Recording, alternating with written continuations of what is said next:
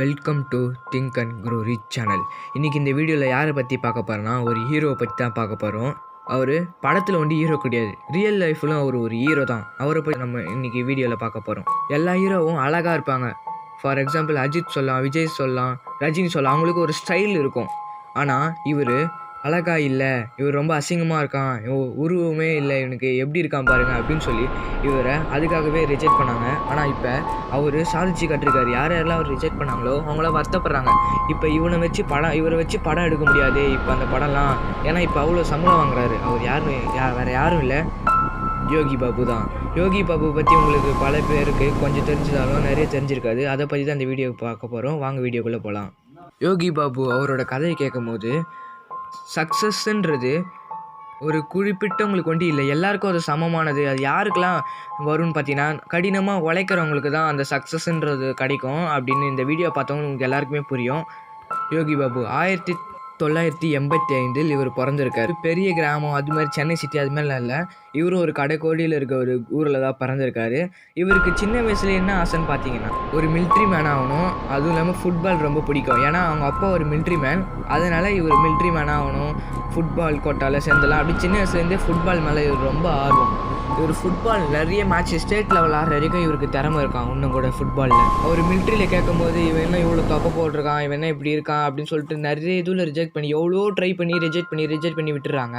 அதுக்கப்புறம் ஒரு கட்டத்தில் அவருக்கே தெரிய வருது, இதுக்கு மேலே நம்மளை சேர்த்துக்க மாட்டாங்க, இவங்க இப்படி தான் பண்ணிட்டு இருப்பாங்கன்னு சொல்லிட்டு வீட்டுக்கு போயிட்டு ரொம்ப அழுகுறாரு, ரொம்ப புலம்புறாரு. ரொம்ப நாள் வீட்டுக்குள்ளேயே முடங்கி கிடக்கிறாரு.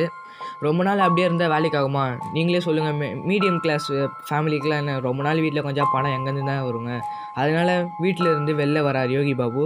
வெளில வந்து கொஞ்ச நாளில் பார்த்தீங்கன்னா சின்ன சின்ன வேலை செஞ்சு சின்ன இது பண்ணிக்கிறாரு.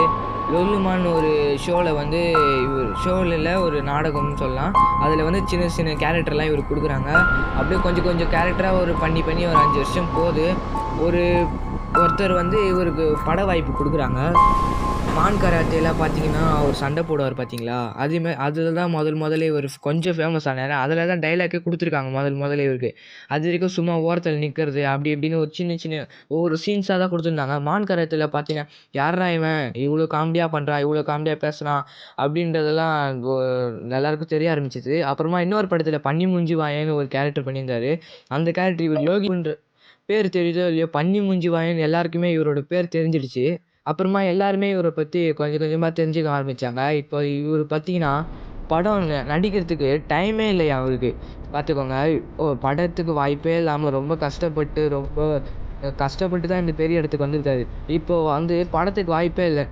அஜித் விஜய் வாங்குகிற சம்பளம் ஈக்குவலாக இவர் சம்பாதிக்கிறார். அவ்வளோ பெருசாக ஒரு படத்துக்கு வாங்கலாலும் எல்லா படத்துலையும் வச்சு அதை ஈக்குவல் பண்ணிடுறாரு. அவ்வளோ பெரிய நடிகராக இருக்கார். இவர் காமெடி பண்ணுறது வந்து வேறு லெவலில் இருக்கும். நீங்கள் யோகி பாபு வீடியோலாம் பார்த்துருக்கீங்கன்னு நினைக்கிறேன். படங்கள்லாம் பார்த்துருப்பீங்க. தர்ம பிரபு, குர்கா, அதுமாதிரி நிறைய வீடியோ வந்திருக்கு, நிறைய படங்கள் வந்திருக்கு. இந்த எல்லா படமே பார்த்தீங்கன்னா எனக்கு ஒரு படங்கள் எல்லாமே பிடிக்கும். எதுவுமே ஒர்ஸ்ட்டுன்னு சொல்ல முடியாது, எல்லாமே நல்லா தான் இருக்கும். யோகி பாபு அசால்ட்டாக இவ்வளோ இடத்துக்கு வரல. கோயம்பேடில் ஒரு பதிகாத கால் இடமே கிடையாது. எல்லா இடத்துக்கும் ஏறி இறங்கி எனக்கு வாய்ப்பு கொடுங்க சொல்லியிருக்காங்க. ஆனால் அவர் உருவத்தை பார்த்து யாருமே நீ என்னடா இவ்வளோ எருமாடு மாதிரி இருக்க, உண்மையாலே மூஞ்சி பண்ணி மூஞ்சி மாதிரி தான் இருக்குது, அந்த படத்தில் சொல்லணும் உண்மை தான், நீ வெளிலப்படா கிட்டியே வராத அப்படின்னு ஒரு அழுக்கு மாதிரி தான் பார்த்தாங்க. ஏழை ஜாதிக்காரங்களாம் பண்ணுவாங்க பார்த்தியா, அதுமாதிரி சின்ன வயசுலேருந்தே 10 மடங்கு எல்லா பசங்களையும் விட 10 மடங்கு அதிகமாகவே ஒரு டிப்ரெஷன் ஆகிருக்காரு. ஏன்னா எல்லாருமே ஒரு சின்ன வயசுலேருந்து கலாய்க்கிறது, அடிக்கிறது, இதேமாதிரி ரொம்ப கஷ்டப்பட்டு தான் இவ்வளோ பெரிய இடத்துக்கு வந்திருக்காரு. அவர் இவ்வளோ பெரிய இடத்துக்கு வந்ததும் ஆணவத்தில் ஆடாமல் இன்னும் அவர் வந்து கட்டுப்பாடோடு